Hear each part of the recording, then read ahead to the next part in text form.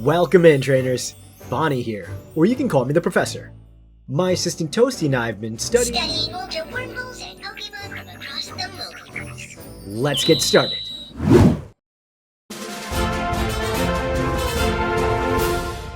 Parallel from the multiverse. UB Slate.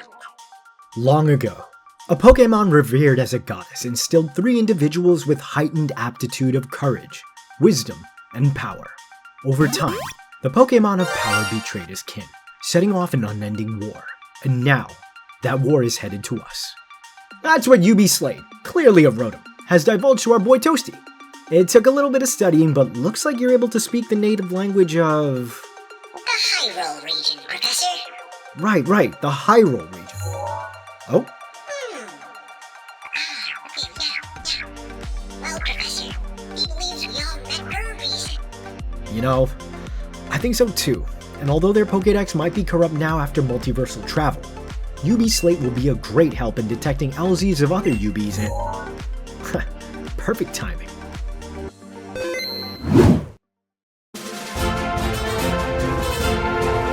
Parallel from the multiverse. UB Sputter. Notice how this Pokemon features similar design traits as UB Slate? It seems UB Sputter must also be a product of human engineering, or more realistically, human tampering. Much like the Paradox Pokemon we've captured from the future in other episodes, UB Sputter seems to be some sort of techno-organic life form that's carved its own niche in Hyrule.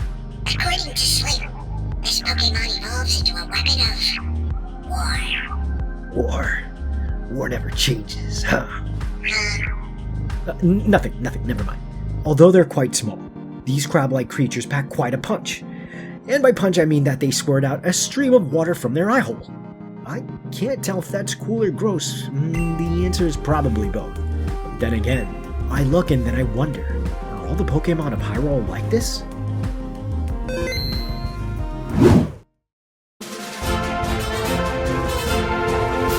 Parallel from the multiverse. UB Front. Trainers, I can't even begin to count how many UB Fronds we've captured since they've been showing up since Slate's arrival. I think it's safe to say that UB Fronds make up a majority of the population of Hyrule's ecosystem. These little guys come in several variations, and utilize their environment to fulfill the needs of their society. Quite resourceful, UB Fronds use twigs, mushrooms, acorns, pebbles, and more at a level of tool manipulation that's quite advanced for a Pokemon.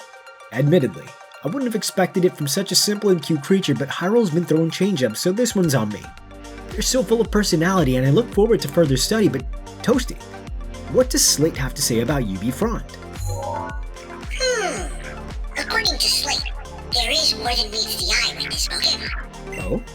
Although they don't have an evolved form, there is an exception. Or two, specifically. Parallel from the multiverse.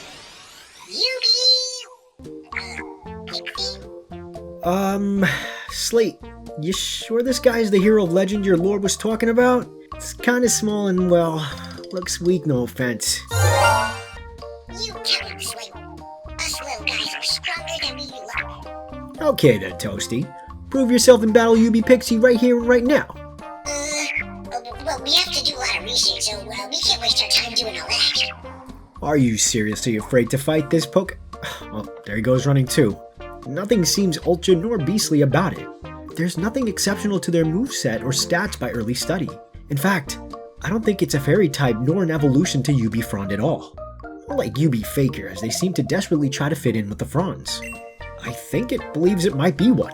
Lil Bud's got a bit of an identity crisis, but his spirit is in the right place.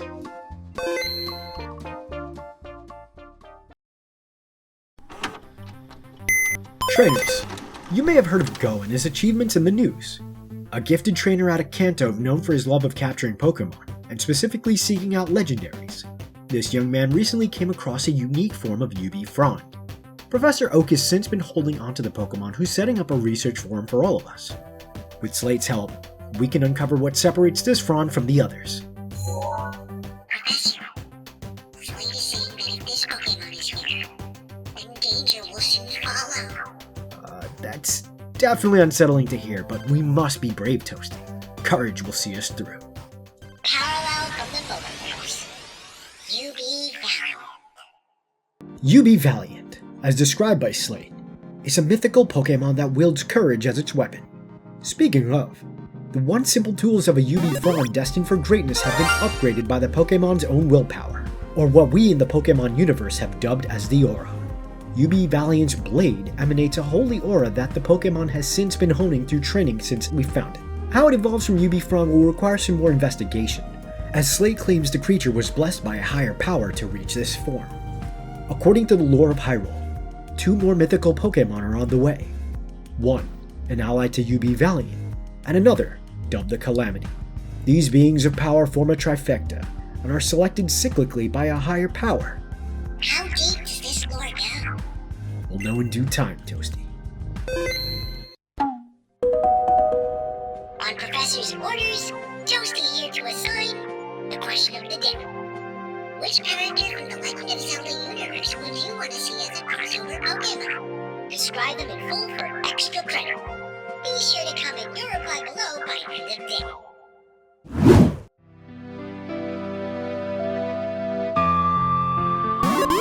Hyrolean Rotom.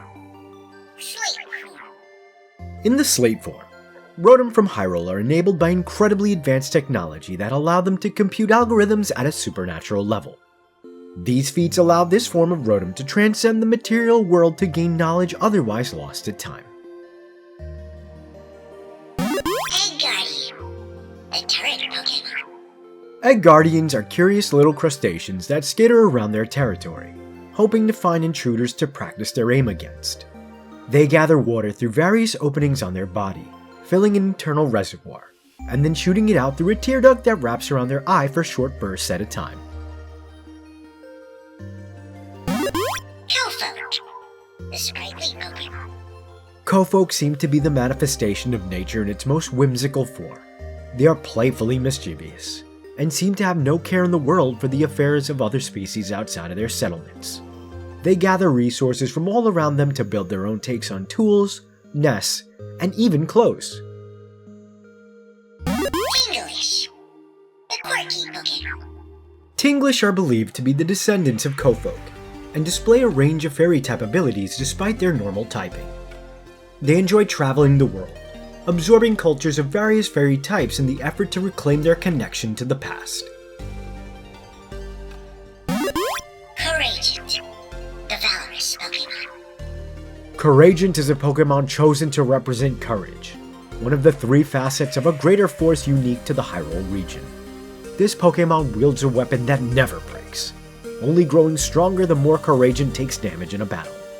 It fights with glorious purpose and refuses to give up.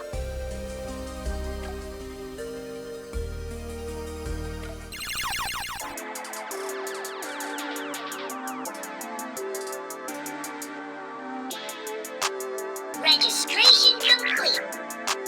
Perfect.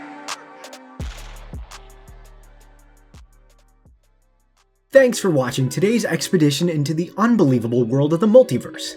I've been Bonnie, And I've been Toasty. and we appreciate all your love and support. Until next time. Don't be late.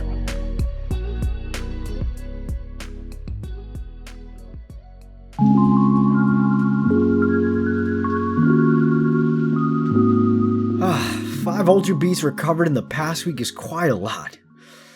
I'm exhausted. Oh, you're telling me, Professor. I've been studying the Hyrule region with Slate, and it's a lot. For an eccentric little guy, he sure is smart. Well, I would hope so. He is a parallel me. Is he, though? I was thinking he could be your bro. What is this uneasy feeling? Coordinates for a new UB are coming in. Could it be? Is this the Calamity?